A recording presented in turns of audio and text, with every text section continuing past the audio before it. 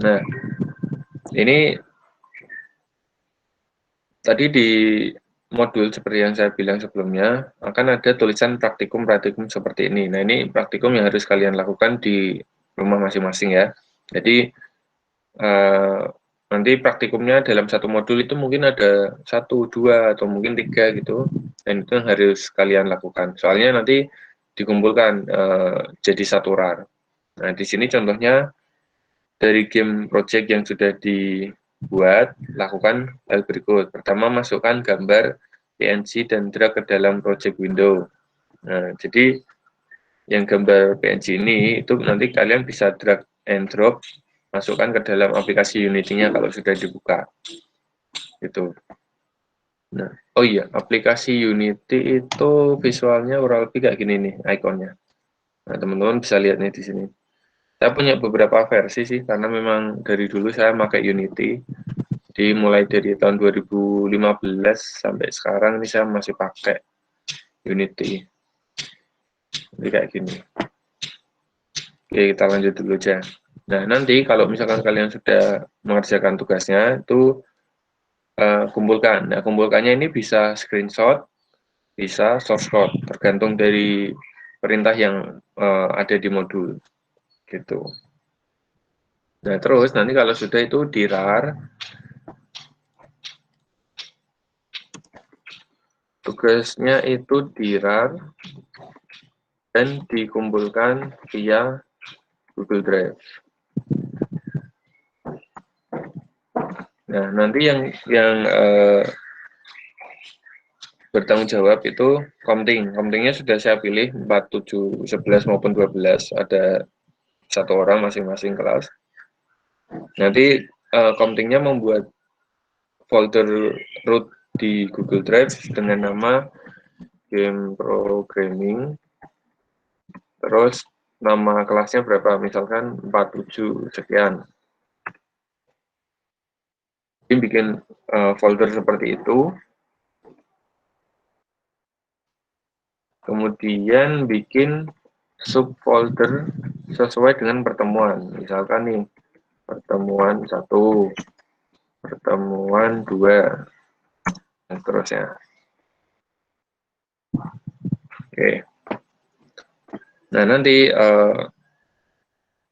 upload tugasnya itu sesuai dengan pertemuan. Misalkan saya upload file saya ya A11 2011 6489 .rar. Terus oh ya, kasih ini underscore pertemuan 1. Oke, korbannya seperti ini. Nanti saya forward ini apa yang sudah saya tulis di sini. Oke, kita lanjut. Ini bacaan-bacaan aja.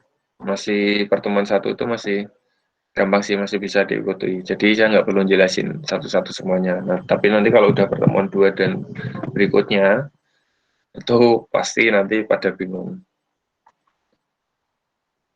Nah, ini nanti kalian bisa baca lah.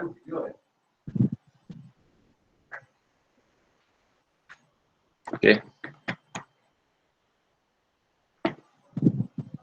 Ini untuk modul saya cukupkan sampai di sini dulu. Sampai di sini ada pertanyaan nggak?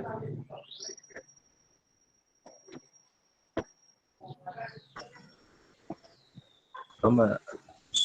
Oke. Belum ya? Kalau belum, saya coba jelaskan secara singkat tentang game design.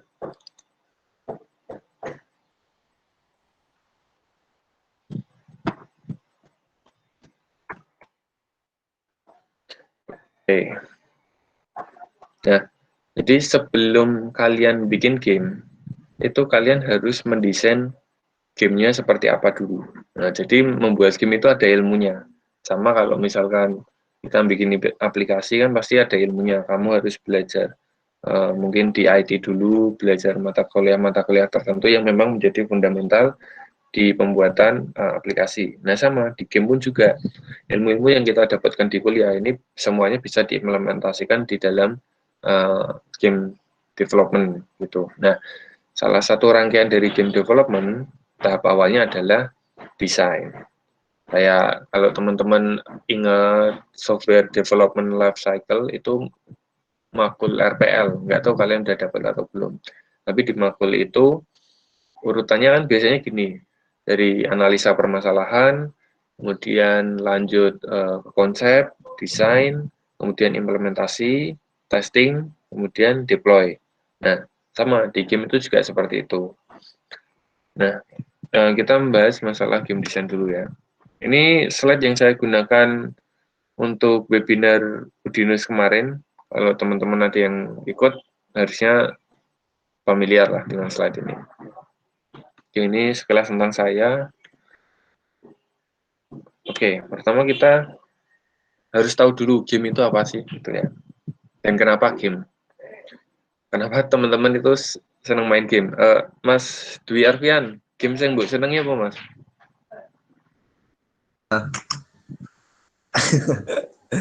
PUBG Pak, game. Senang main game apa ya? Game PUBG. PUBG terus? Legend. Kenapa? Karena seru aja Pak. Seru. Fightingnya seru. Oke. Terus saya coba tanya yang lain dulu. Yang wajah kira-kira geek apa ya?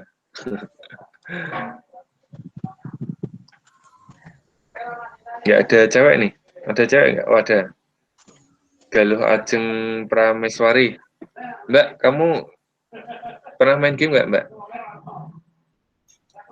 Nggak pernah, Pak. Nggak pernah? Alhamdulillah. Terus, masa benar-benar nggak pernah sama sekali di mobil gitu? Nggak pernah? Belum pernah. Wah, mantap guys. Ya wis tak skip sih ya. Tak cari yang lain dulu. Ada cewek lagi nggak? Satu tok ini.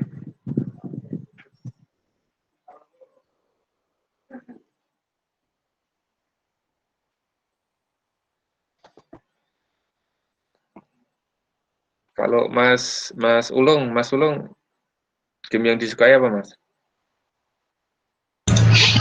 Kalau sekarang Valorant, Pak. Apa? Valorant. Gamenya kayak gimana itu? FPS kayak CS. Oh gitu. Iya. Nah, kenapa suka game kayak gitu? Ya diajak teman, Pak. Ada teman mainnya.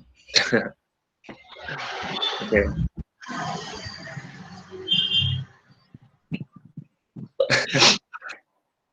Ya tak sih.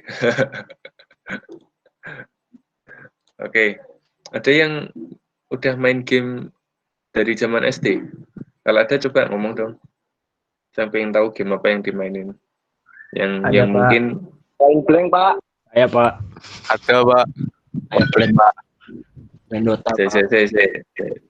Dari Mas Aziz Reza dulu. Ya, Pak. Apa game yang paling Bu sukai? Pas SD, Pak. Apa? Assassin? Pas SD. Enggak, sembarang. Yang pokoknya yang benar-benar kamu sukain apa? PUBG kali, Pak. Sama sekarang masih main PB. PB? Iya. Ya ampun, sih. Game zaman aku SD loh. Ya, Pak. Dari SD ya, Pak. Ya, Cek Payu ya. Oke, terus tadi siapa lagi ya? Mas Ibnu Gema Putra. Iya. Apa Mas, kamu Mas? Main Dota, Pak. Main Dota, wih mantap. Main role apa kamu? Saya support, Pak. Ya. Biasa, Pak. Jadi support terus. Berarti ntar kalau kita main, kamu support saya. Boleh, Pak. Kalau Mas Aldi, apa Mas? Dari SD Dota, Pak. Wih, Dota 1, Dota Warcraft. Ya, Warcraft pas itu zaman Warcraft. Sekarang lanjut Dota 2, Pak. Dulu namanya apa ya? Frozen Throne. Frozen Throne, terus setelah itu ada satu lagi, W apa gitu loh. Warcraft 3, Pak. Warcraft 3. Warcraft 3. atau beda lagi? Iya, W3 sama World of Warcraft. dulu ada WoW juga ya. Hmm. Oke. Ya, jadi saya yakin masing-masing orang yang sudah pernah main game itu kan punya game yang benar-benar disukai, yang mungkin kalau teman-teman main game konsol itu bisa kena banget di pengalaman kita zaman dulu bermain itu kenapa gitu, dan mungkin nggak akan tergantikan. Nah, kalau saya main game itu dari kelas berapa ya? Dari kelas 1 SD. Di kelas 1 SD saya udah main game Nintendo, SNES, PS1 zaman dulu masih ada, PS1 yang kecil itu, terus ya banyak lah. Nah, intinya ada beberapa game yang Ninja Saga. Ini game Facebook kita ya. Pertarungan apa mungkin pertarungan semut dan sebagainya. Jadi banyak sekali game PS1 itu sebenarnya yang bagus dengan keterbatasan yang dimiliki sama developer, itu mereka bisa membuat game dengan kualitas yang bagus. Nah, kalau saya sendiri, saya suka game Harvest Moon. Kalau teman-teman tahu, ini tak tunjukin sekalian ya. Harvest Moon.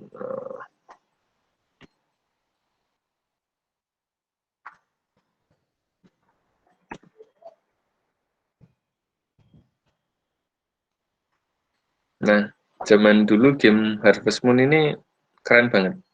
Bahkan sampai sekarang pun juga masih keren sih.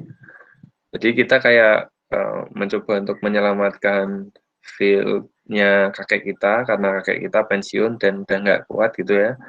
Terus kita nanti mengurusi lahannya kakek kita itu. Ini Harvest Moon ini udah banyak versinya, kalau di PS2, 3, dan seterusnya itu ada, Nintendo ada. Nah, kalau zaman dulu tuh gambarnya kayak gini nih. Mana ya? Ini aja. Nah, nanti kalian bisa merawat sapi-sapi, ayam, dan sebagainya. Terus sapinya bisa disikat, terus kita nanti bisa dapat susu, kayak gitu. Itu lucu sih dan seru. Jadi kayak kita benar-benar simulasi pertanian tuh seperti apa. Dan nanti semakin kita rawat, hasil dari ternaknya semakin bagus. Gitu. Nah, terus ada satu game lagi yang saya seneng itu Dota. Kayak tadi Mas apa tadi Ibnu ya. Saya suka Dota itu karena replayability-nya sangat tinggi, dan setiap kali kita main strategi kita beda-beda, dan itu tim versus tim, yang mana kemenangan kita juga bisa tergantung dari selain dari skill individu itu juga koordinasi tim. Nah, untuk Mobile Legends kan mungkin versi ini ya, versi ringannya ya, karena bisa dimainkan di mobile, dan mungkin kalau menurut saya pribadi nggak sekompleks di Dota, karena Dota itu banyak sih kombinasi yang bisa dimainkan ketika kita ingin menang. Terus di sini ada yang main Dota Hero Invoker, ada nggak? Gak ada Pak, gak bisa. Nggak sanggup Pak. Mainnya iyo. Keriting Pak tangannya Pak. Gigiwe aja Pak. Oke. Saya dulu awalnya nggak bisa, terus saya coba latihan toh Mas selama 1 tahun waktu itu, latihan QWE, terus kombinasinya itu, bahkan ketika nggak main game itu kan ada guide-nya tuh di website atau di forum, kayak ada kuis gitu loh.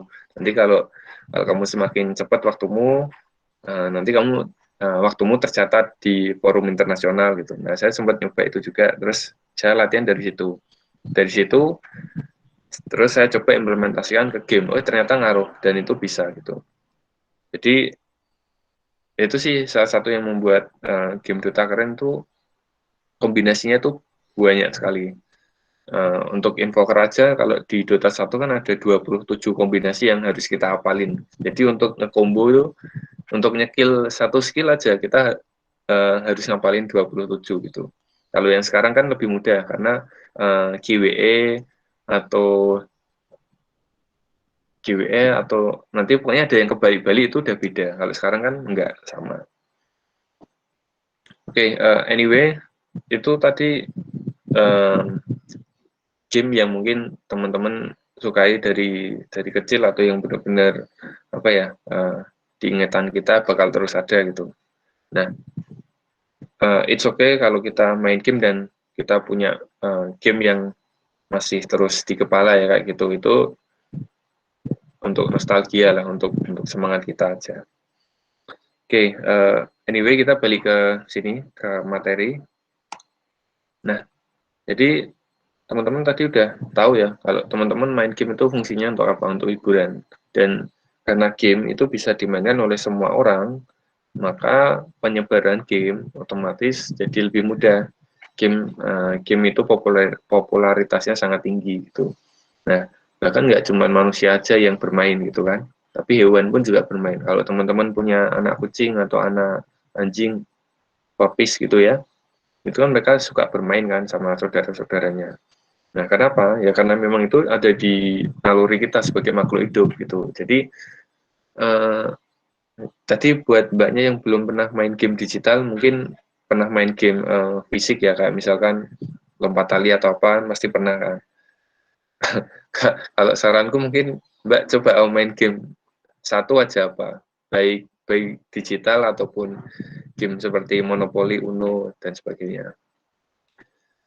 Itu soalnya main game itu bisa nambah kemampuan kita berpikir, bisa nambah kreativitas kita berpikir. Jadi kalau kamu misalkan nih ketemu temenmu yang, dia sifatnya kayak gini, kamu jadi tahu. Bahkan ketika temenmu itu nggak ngomong secara langsung, kamu jadi tahu sifatnya dengan cara gimana dia itu bermain. Dia ternyata suka ngejailin temen, ternyata dia kompetitif, yang pingin menang sendiri misalkan. Nah itu tuh bisa tahu. Itu. Coba aja, nggak ada salahnya. Oke, lanjut. Nah, selain untuk hiburan, game itu juga bisa digunakan untuk tujuan lain. Kayak misalkan di sebelah kanan bawah itu ada gambarnya Mas Gibran ya, anaknya Pak Jokowi. Itu beliau menggunakan game sebagai media marketing di brandnya dia.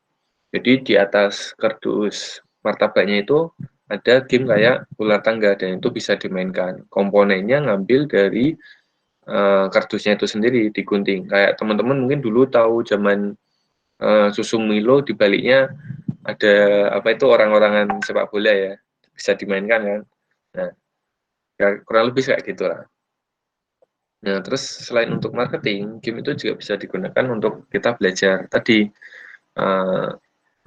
misalkan mempelajari karakter orang itu gimana, atau belajar cara memulai komunikasi gimana gitu. Bayangkan dengan teman-teman main Among Us misalkan, teman-teman jadi lebih suka bacot kan.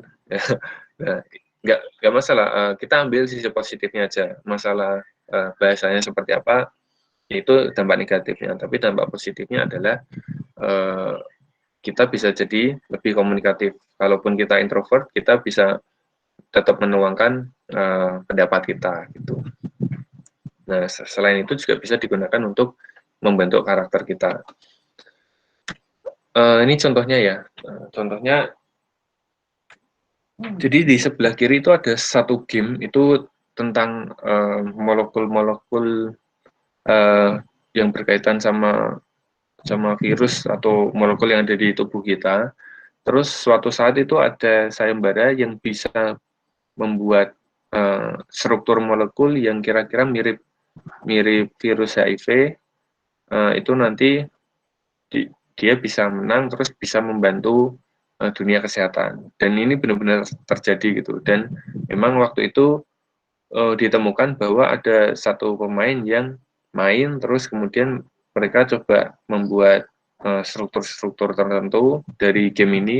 Kemudian setelah disimulasikan, ternyata ini yang paling mirip dengan virus HIV. Pada waktu itu kan virus HIV kan belum ditemukan obatnya kan, kayak gitu. Nah, banyak sekali sebenarnya.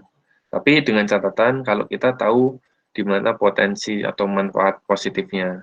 Kalau misalnya kita main game untuk ngisi waktu luang, it's okay. Tapi jangan sampai berlebihan juga gitu. Karena saya aja yang dari kecil main game, dari umur 6 tahun loh, saya main game.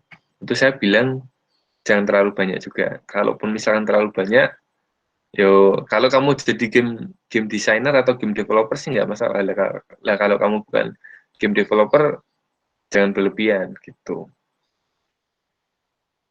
Oke, ini slide terakhir ya yang saya mau jelaskan hari ini.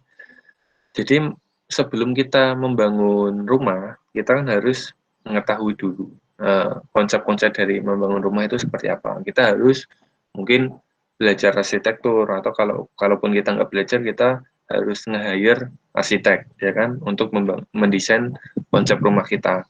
Nah, sama di dunia game itu ada yang namanya game designer, yaitu orang yang bertanggung jawab untuk membuat game design sebelum game ini diimplementasikan menjadi aplikasi. Nah, pertama pilarnya itu adalah gameplay atau cara bermain. Kamu ketika mau membuat game, kamu harus tentuin dulu cara mainnya seperti apa nanti. Misalkan nih game Dota, oh aku pengen bikin game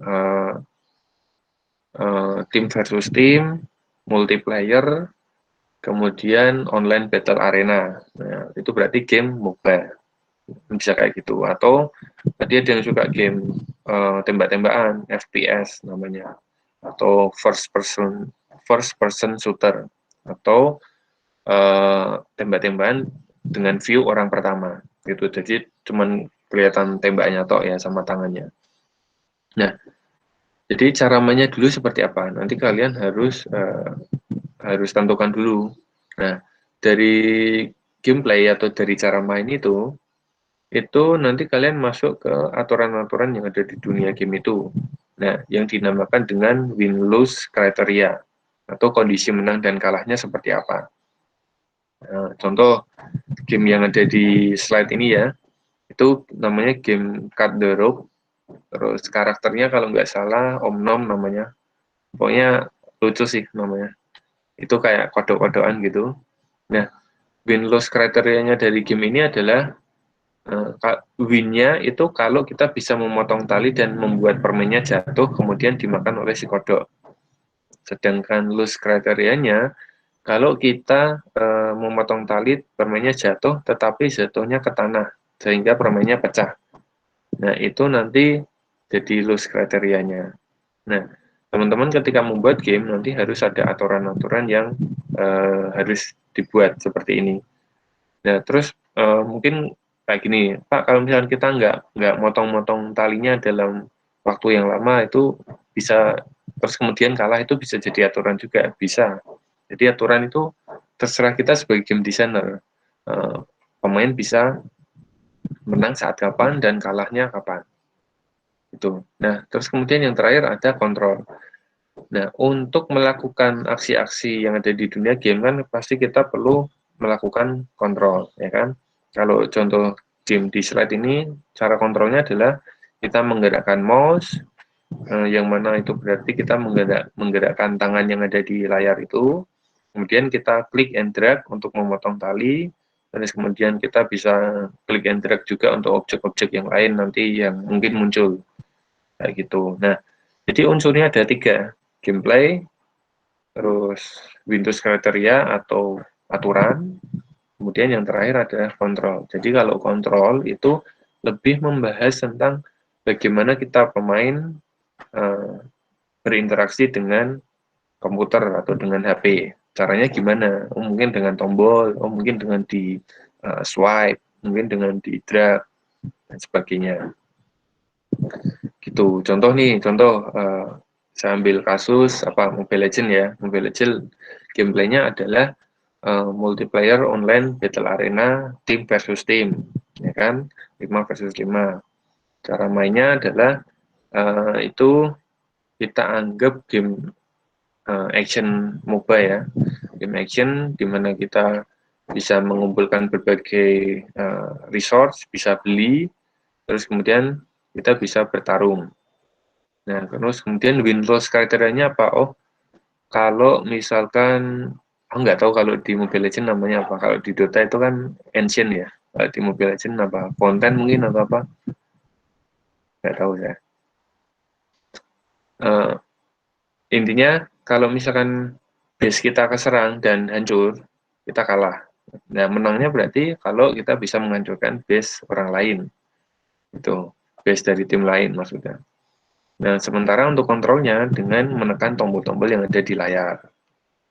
Nah, contohnya kayak gitu. Nah, dari 3 pilar ini, kalau teman-teman sudah punya oret-oretan ya untuk 3 pilar ini, oh kamu mau bikin game apa nih kira-kira, itu nanti bisa dijabarkan lagi dengan deskripsi dan detail yang lebih banyak, lebih luas lagi, kira-kira kayak gitu.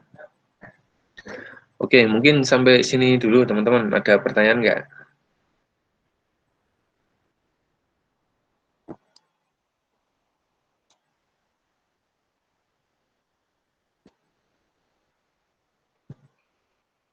Oh, ada yang tanya. Permisi Pak, mau tanya, untuk pembuatan game dalam sebuah aplikasi itu apakah program dari game tersebut tergabung dalam source code aplikasi atau terpisah ya Pak? Contoh game dalam aplikasi Shopee. Wih, bagus nih pertanyaannya. Beberapa waktu lalu saya nggak tahu kalau Shopee ternyata juga ada gamenya ya. Saya baru tahu beberapa waktu lalu sih. Mungkin sebulan 2 bulan terakhir. Nah, saya sendiri belum main Shopee Mas, jadi saya nggak tahu pastinya seperti apa. Tetapi source code-nya tergabung atau terpisah. Nah, dua-duanya bisa.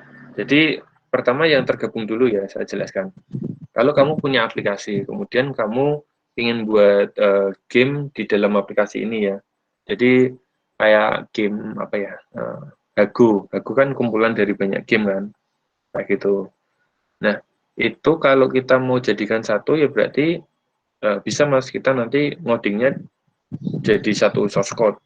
Jadi nanti projectnya itu ya kita bisa bungkus menjadi satu project besar gitu. Meskipun nanti yang ngerjain pasti beda, untuk aplikasi sendiri, untuk game pasti sendiri lagi.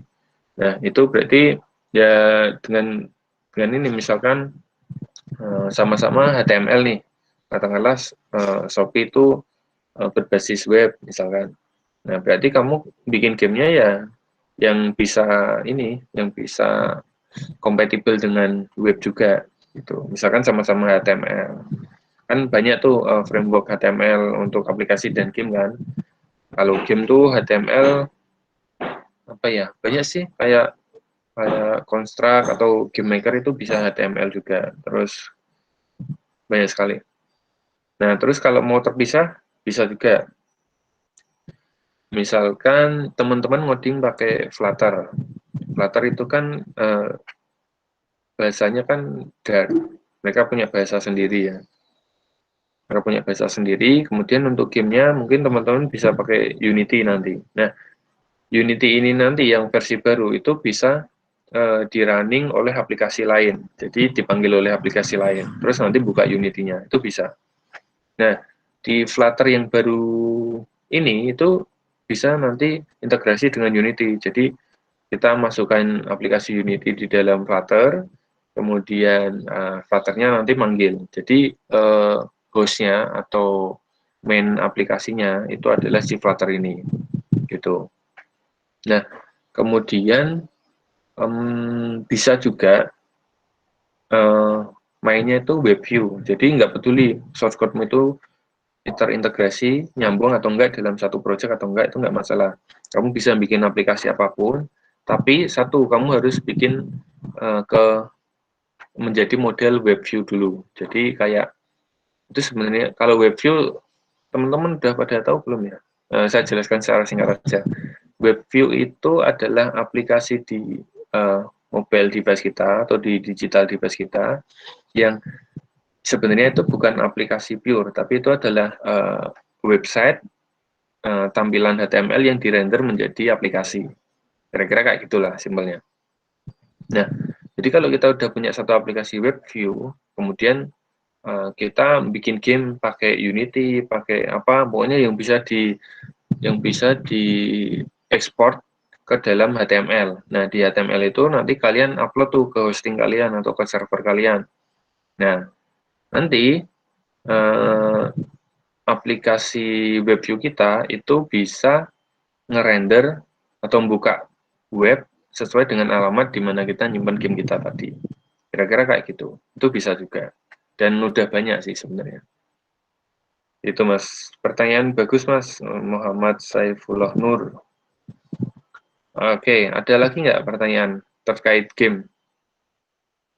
Apapun, Nes. Nggak harus tentang materi game design. Ada nggak? Misalkan kalian punya pertanyaan, Pak, game ini tuh kayak gini kenapa ya, Pak? Mungkin teknologinya apa ya, Pak? Coba tak kasih waktu untuk diskusi, silakan. Kita santai aja loh.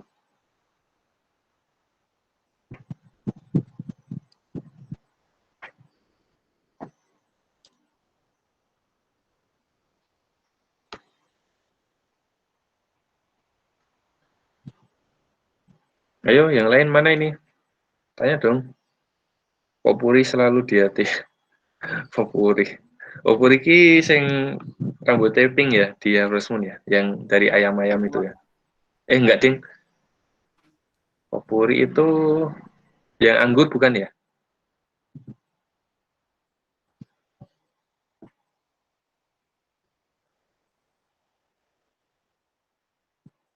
Oke. Ada lagi nih yang tanya, Mas Aziz Reza Fernanda. Mau tanya, Pak, kalau mau bikin game harus bisa desain grafis. Ini pertanyaannya tergantung dari ukuran timmu, Mas.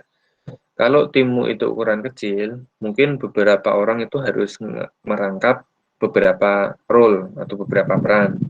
Jadi misalkan nih, mungkin kamu programmer tapi kamu nyambi jadi artis juga, artis atau si tukang gambar, ya kan? Yang kedua mungkin kamu game designer sama artis, itu bisa juga, dan sebagainya. Banyaklah kombinasinya. Nah, kalau ukuran timmu kecil, mau nggak mau kan kalian harus mencoba untuk mengerjakan lebih kan, itu ya. Kalau timmu kecil kemungkinan besar kamu nanti akan merangkap gitu, tapi kalau untuk tim yang besar, untuk perusahaan besar itu pasti beda-beda sesuai dengan bidangnya. Kalau programmer ya fokusnya ke program, kalau artis ya fokusnya ke art, terus ada game design ya fokusnya ke game design sendiri. Bahkan game design sama artis itu udah beda jauh, Mas. Kalau game design itu lebih membahas tentang uh, rancangan atau blueprint dari game. Kalau artis itu lebih ke visualnya. Gitu. Jadi jawabannya apakah harus? Nggak harus. Nah, terus kalau nggak bisa gimana, Pak? Ya kamu cari tim, kamu cari teman yang bisa gambar, terus kamu ajak join. Itu. Kalau saya sendiri metodenya saya harus bisa sih. Jadi kan saya programmer nih. Saya tetap harus minimal bisa gambar. Ele-elean lah, coret-coretan lah pokoknya. Yang penting kan asetnya nanti tetap bisa dimasukkan gitu. Oke. Saifullah Nur. Baru tahu kalau Unity bisa seperti itu. Saya kira dia langsung standalone. Ya, Unity itu memang banyak sih, Mas, modelnya. Bisa dibuat standalone, bisa dibuat integrated atau embedded ke suatu sistem, itu bisa. Dan nggak cuma Unity, banyak sih sebenarnya aplikasi atau framework lain yang bisa. Itu.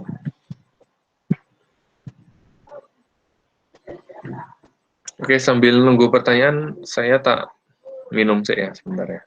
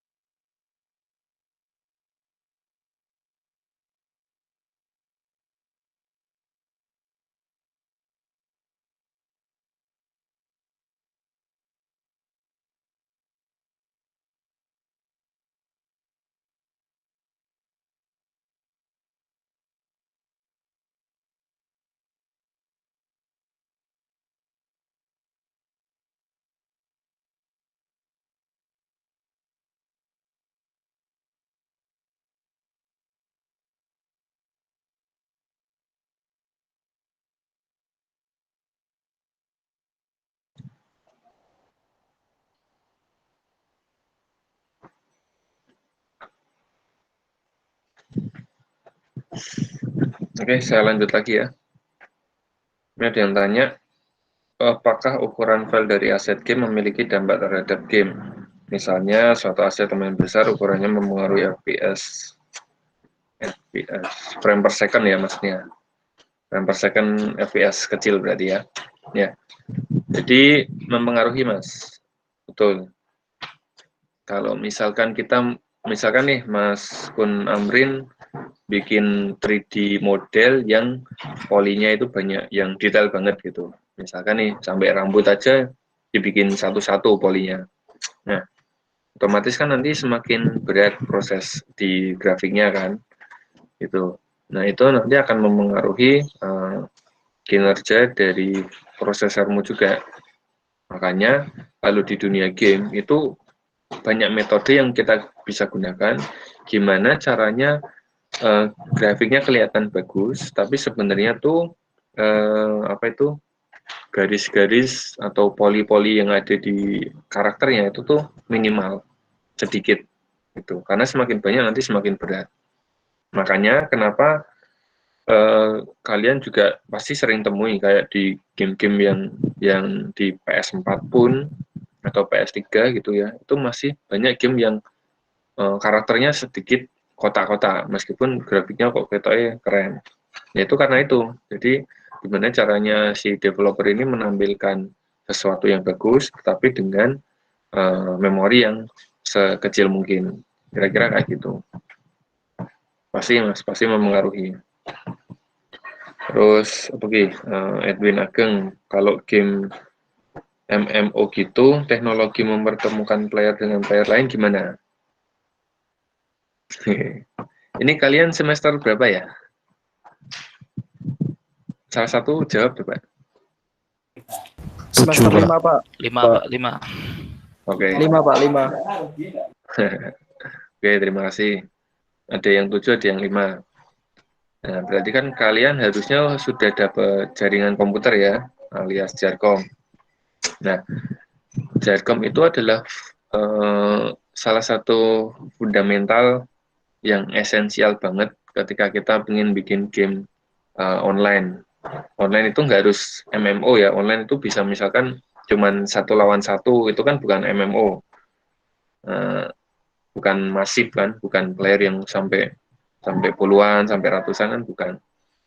Nah, untuk membuat online game itu menurut saya cukup sulit, karena saya nggak bisa jaringan, untuk programming di jaringan pun saya juga nggak bisa gitu ya.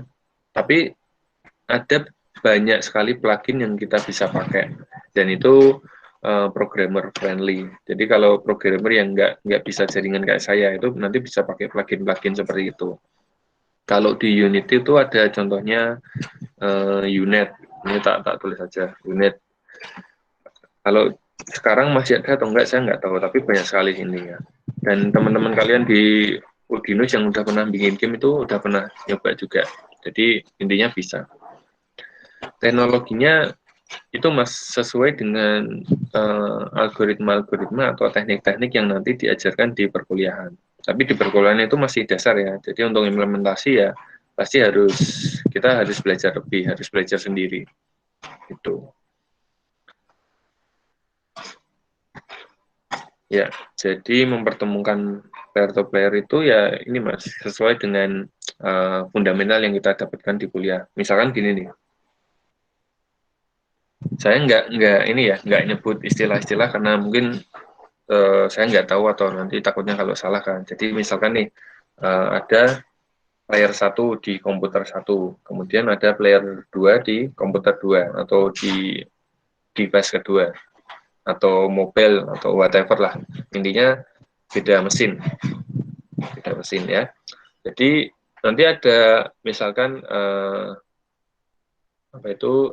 mesin to mesin kayak gini, jadi antara mesin pertama di LAN langsung ke mesin kedua, dan bisa kayak game Counter Strike zaman dulu kan sistemnya kayak gitu, jadi langsung nge-LAN gitu. Kalau ada 10 ya berarti kita punya satu hub yang bisa menghubungkan 10 komputer itu. Tapi kalau zaman sekarang kan udah ada server nih, jadi kan komputer 1 nanti nembak ke server, terus komputer 2 nembak ke server, Nah, kemudian server ini yang akan ngurusi masalah atau aktivitas-aktivitas yang terjadi di game. Oh, misalkan nih, komputer satu mengirimkan komputer satu misalkan player menggerakkan analog ke kanan, berarti kan karakternya pindah posisi. Nah, ketika pindah posisi itu, posisinya itu di track, disimpan. Nah, data tentang posisinya itu diupload ke server.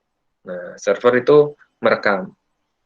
Nah, terus kemudian untuk pemain-pemain yang lain sama, jadi posisinya, terus mungkin ini contoh ya di Mobile Legends atau di Dota, berarti semua pergerakanmu itu tercatat. Misalkan kamu mencet tombol apa, itu berarti tercatat, kemudian dikirimkan ke server. Nah, nanti dari server memproses.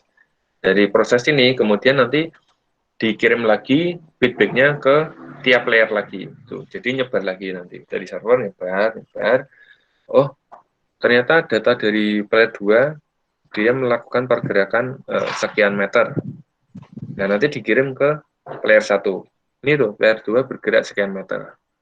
Nah, kurang lebih kayak gitu, Mas. Itu secara gampangnya ya. Kalau untuk teknisnya, kayaknya sulit untuk dijelaskan. Dan saya pun mungkin nggak expert bidang itu, jadi ya nanti bisa mbok cari-cari apa ya, mungkin keywordnya networking in online games, gitu aja. Oke, lanjut. Untuk optimasi game itu bisa dijelaskan, Pak, gimana caranya? Wih, banyak. Nih, tak langsung aja ya, tak kasih contoh.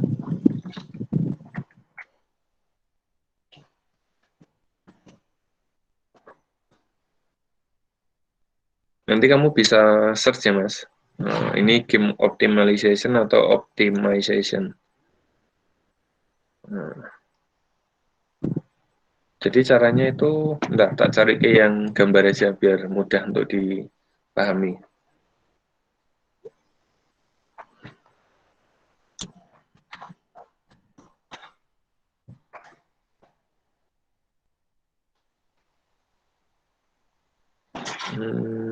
Oke ya.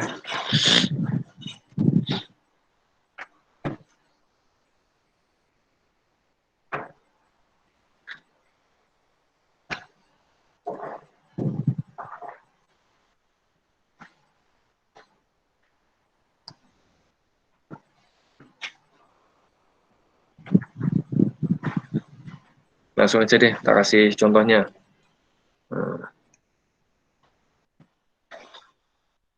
Ini contoh yang pertama adalah level of detail.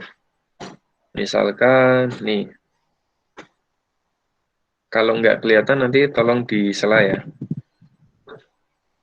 Nah, jadi kalau teman-teman lihat itu di sebelah kanan atas itu ada gambar patung, di mana patung yang paling kiri itu lebih detail dan yang paling kanan itu yang polinya atau bentuknya itu abstrak.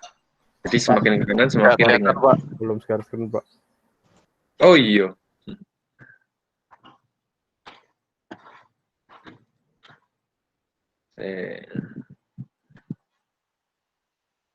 Kalau nggak kelihatan atau kalau ada problem disela pakai mic aja, Mas. Kalau pakai apa chat pas saya lihat nggak bisa soalnya.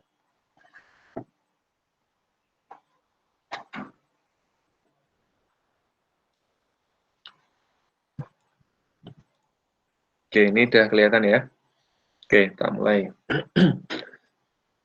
Jadi patung yang paling kiri itu kan lebih detail, sedangkan patung yang paling kanan itu yang abstrak atau yang benar-benar nggak detail sama sekali kan.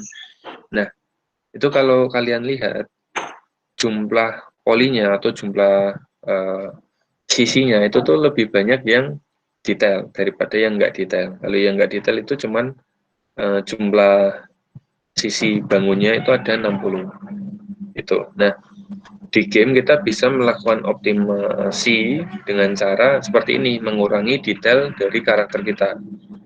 Ya. Pak, lihat terus kalau misalkan detailnya berkurang, otomatis gambarnya jadi jelek. Ya memang itu. Tapi ada banyak teknik yang bisa kita gunakan untuk mengurangi kejelekan itu tadi. Kayak misalkan nih, katakanlah kita pakai yang paling kanan. Tetapi itu kan cuman bangunan tok, belum ada teksturnya. Istilahnya kalau kalian beli sofa itu kan dalamnya ada busanya, terus luarnya ada tekstur kulitnya, ya kan? Nah, busanya itu kalian bisa analogikan sebagai bentuk abstrak dari patung ini, yang paling kanan itu, yang ini paling kanan. Nah, ini sofanya, busanya. Nah, sedangkan untuk nanti bentuk wajah, bentuk rambut dan sebagainya itu ada di kulitnya, di teksturnya, alias di kulit sofanya itu tadi. Nah, kira-kira kayak gitu. Jadi kayak kulit sofanya itu membungkus busa sofa, sama dengan analoginya ini. Jadi kulit dari gambar patung ini itu membungkus bentuk dari patung, sehingga meskipun bentuk aslinya kotak-kotak itu, tapi nanti bisa nggak kelihatan kalau memang gambarnya bagus. Namanya adalah UV wrapping. Ini tak lihatkan sekalian.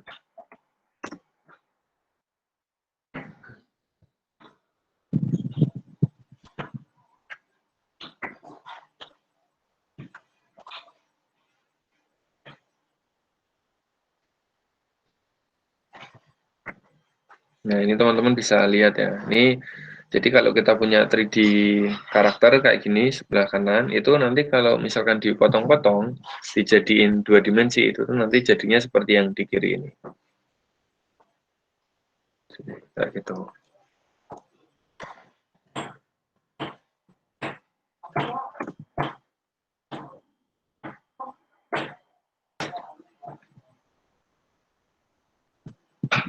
Ya, jadi kalau teman-teman mainkan game yang karakternya simple atau karakternya kotak-kotak gitu, itu otomatis pasti lebih ringan. Gitu. Nah, ini misalkan kalau kamu lihat bajunya kan agak kotak-kotak. Kalau game kayak Assassin's Creed gitu, atau mungkin Tomb Raider yang grafiknya oke, nah itu kan pasti polinya lebih banyak gitu. Cuman game sekelas mereka pun pasti nggak akan bisa benar-benar maksimal paling detail, itu pasti nggak bisa. Tetap pasti ada beberapa aspek atau beberapa bagian dari karakternya itu yang low poly juga, atau yang sisinya itu pasti nanti akan ada kotak-kotaknya lah, kira-kira kayak gitu. Tomb Raider paling baru apa ya?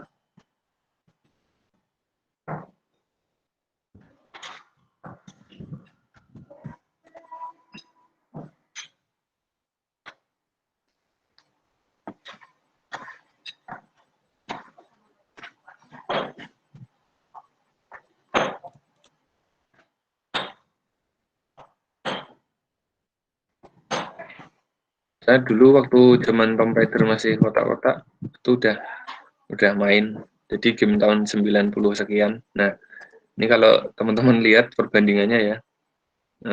Kalau sekarang kan karena komputernya kan makin bagus, konsolnya makin bagus, otomatis bisa lebih detail.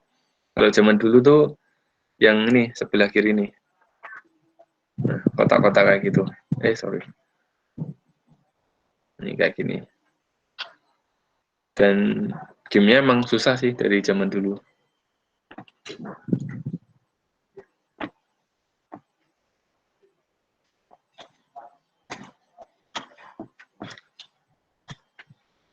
Oke.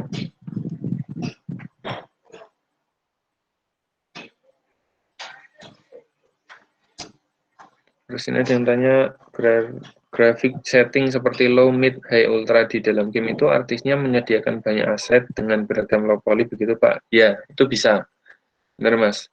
Jadi caranya bisa seperti itu. Kita untuk bikin satu game, makanya kenapa game rilisnya lama, itu banyak sekali hal yang nggak kelihatan yang kita player tuh nggak tahu. Nah, misalkan tadi yang Tomb Raider gitu ya, itu mungkin kita menyediakan karakter yang detail banget, terus kalau settingnya nanti diubah menjadi medium, itu kita berarti menyediakan satu aset lagi yang polinya itu berkurang, gitu, atau apa sudut atau sisinya berkurang. Terus semakin ke bawah berarti berkurang lagi. Itu bisa seperti itu, atau menghilangkan partikel-partikel atau efek-efek grafik tertentu. Misalkan waktu kita spell suatu cache ya, suatu skill gitu di Dota. Nanti kalau kita settingannya low, pasti kan itu nggak keluar, ya kan? Nah, kurang lebih sama lah seperti itu. Jadi benar Mas, salah satunya dengan cara begitu. Atau kalau misalnya kita programmer yang oke, itu kita cukup bikin satu, tetapi kita nanti bikin satu script untuk secara real time itu menyimpelkan model yang udah kita buat, meskipun model itu tadi yang detail. Kira-kira kayak gitu. Jadi bisa berbagai cara. Kalau di dunia game tuh kita mau melakukan tujuan apa, itu tuh caranya banyak banget. Jadi nggak ada cara yang salah atau yang benar, tetapi lebih ke kembali ke tujuan sama kemampuan kita sampai seperti apa sih. Kurang lebih kayak gitu. Oke, ini udah jam 11 kurang ya. Di sini saya ada rapat, saya cukupkan sampai di sini. Oh iya, untuk presensi teman-teman ini saya catat ya, untuk presensi.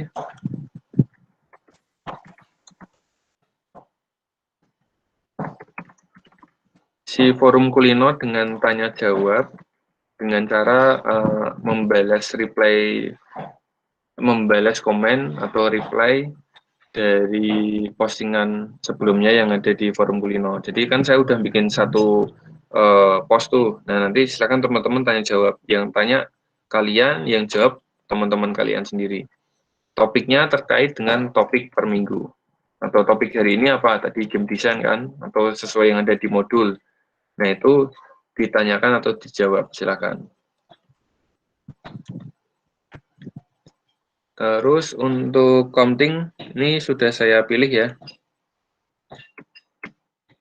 Mas Irsan Dani Muhammad Dwi Saputra sama Mas Azam Fakhri Lutfi untuk yang 4711.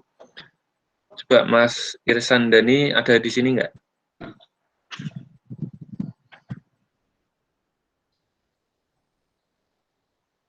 Mana nih orangnya?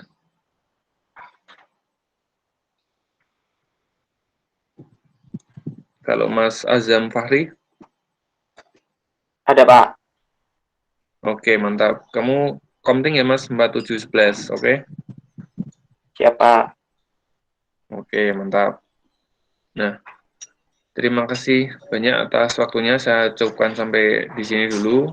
Kalau ada pertanyaan, silakan nanti ditanyakan di forum Kulino, dan teman-teman juga bisa bebas untuk membantu saya menjawab ya. Itu. Kalau nanti kalian nggak ngisi forum sampai dengan jam 12 malam nanti, itu nggak akan tercatat absensinya di TU. Dan kalau teman-teman cuman ngetik hadir atau siapa, itu nggak akan tercatat dan saya pasti akan double check. Terus saya kasihkan ke TU. Gitu. Oke, terima kasih banyak ya teman-teman. Intro ke game development hari ini saya cukupkan sampai sekian. Kita belajar lagi di pertemuan berikutnya. Terima kasih banyak. Semoga nanti yang tanya-tanya tadi nanti di perkuliahan berikutnya kita bisa jawab. Tuh. Ini ada yang tanya, Pak, apakah ada proyek akhir? Oh, jelas ada dong. Tenang. Pastinya nanti kalian akan dapat giliran, oke? Terima kasih untuk kuliahnya. Ya, terima kasih banyak. Saya tutup. Wassalamualaikum warahmatullahi wabarakatuh. Waalaikumsalam warahmatullahi wabarakatuh. Terima kasih, Pak. Terima kasih, Pak. Terima kasih, Pak. Oke, thank you guys. Bye.